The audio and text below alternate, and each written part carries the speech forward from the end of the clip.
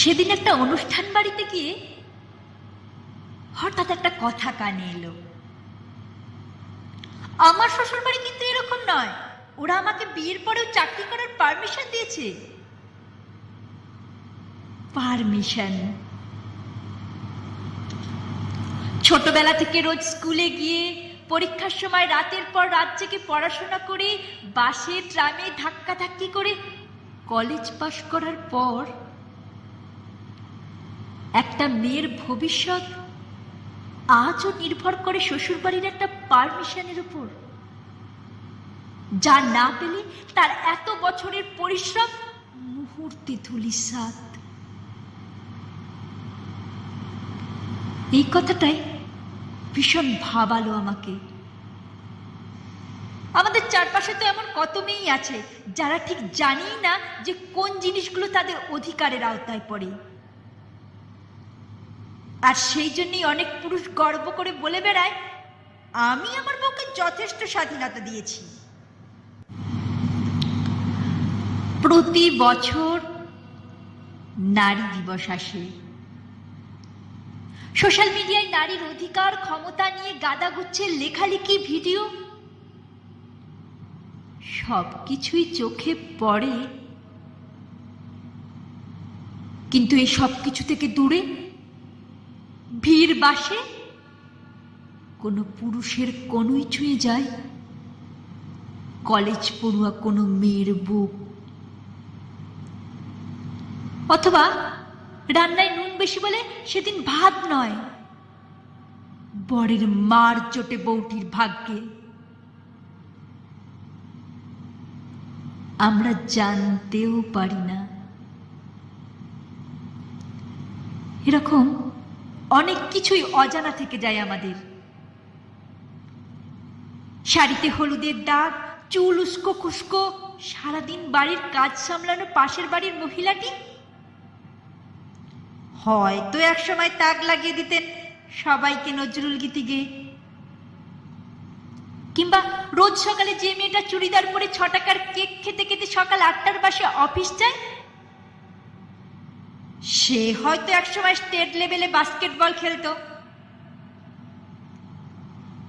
এই আত্মত্যাগের গল্পগুলো নিয়ে খুব একটা আলোচনা হয় না, কারণ নিরন্তর কত হয়েই থাকে।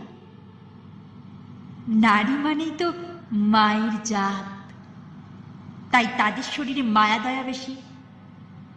সেজন্য ছেলে তাড়িয়ে দেওয়ার পরেও বৃদ্ধা মা আইনের দ্বারস্থ হন না, পাছে ছেলেকে পুলিশে ধরে নিয়ে যায়। একদিন যার পাতে নিজের ভাগের মাছটাও তুলে দিয়েছেন, তাকে কি করে দেখবেন লকআপের ভিতর? বদনামের ভাগিদারও সেই মেয়েদেরই হতে হয় বেশি।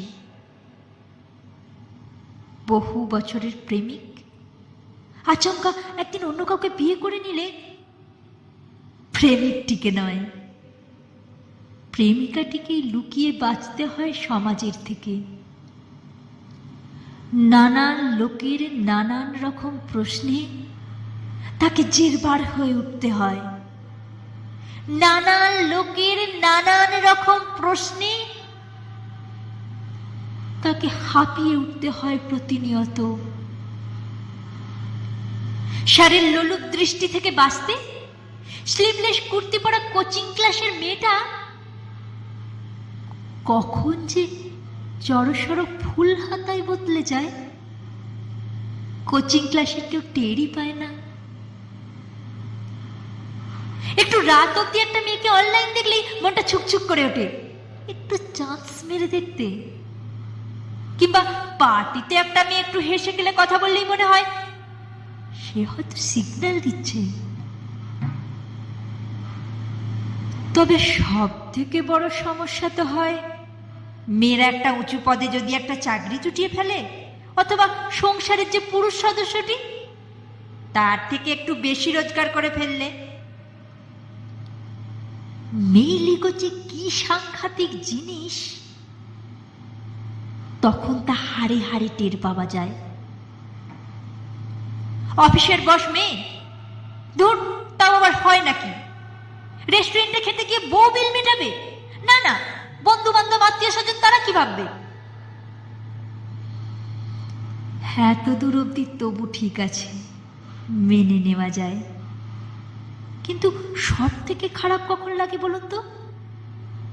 যখন নিজের যোগ্যতায়, নিজের ক্ষমতার জোরে সাকসেস পাওয়া একটা মেয়ের পিছনে কিছু কিছু লোক বলে ওঠে, দেখো কত লোকের সঙ্গে কত কি করেছে সাকসেস পাওয়ার জন্য।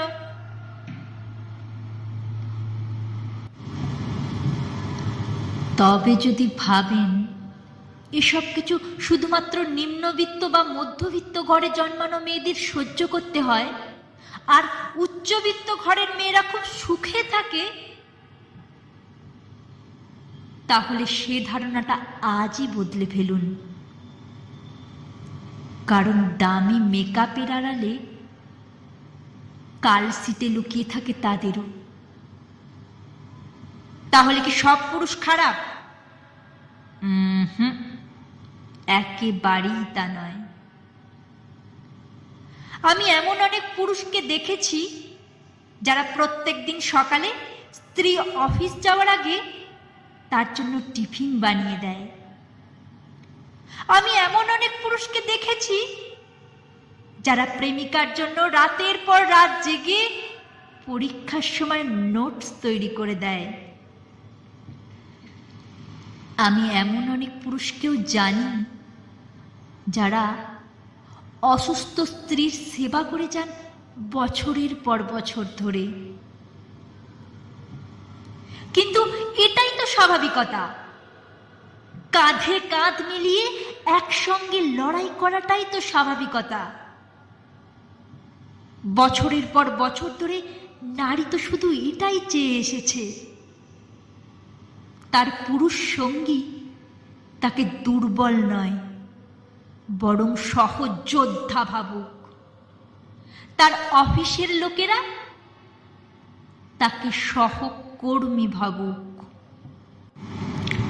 কথা যখন হচ্ছে তখন তো সেসব মেয়েদের কথাও বলতে হয় যারা বয়ফ্রেন্ড বা প্রেমিকের টাকায় নতুন নতুন ফোন কিনে, নতুন নতুন পোশাক কিনে ফলাও করে বেড়ায় চারিদিকে। যারা রেস্টুরেন্টে খেতে গিয়ে বিল পেমেন্ট করার ঠিক আগেই তাদের ব্যাগটা সরিয়ে রেখে দেয় যাতে বয়ফ্রেন্ডকেই বিলটা দিতে হয়। কথা বলতে হয় সেই সব মহিলাদের প্রসঙ্গেও যারা নিজেদের ফ্রাস্ট্রেশন ঢাকতে অন্য মহিলাদের দিকে কথায় কথায় আঙুল তোলেন। আপনারা নিজেরা হয়তো খুব ভালো থাকছেন, কিন্তু কি জানেন তো, বহু বছর ধরে একটা লড়াইকে আপনারা ক্রমশ শেষের দিকে ঠেলে দিচ্ছেন।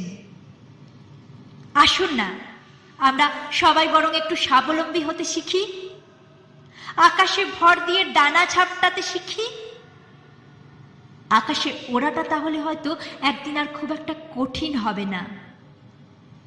দেখবেন আমাদের দিকে সাহস পেয়ে আগামী প্রজন্মের মেয়েরাও এগিয়ে আসছে এই লড়াইটা জিতে নেওয়া। আর তারপর একদিন আমরাও পাব সমান সমান পৃথিবীর অধিকার। একদম পাবই।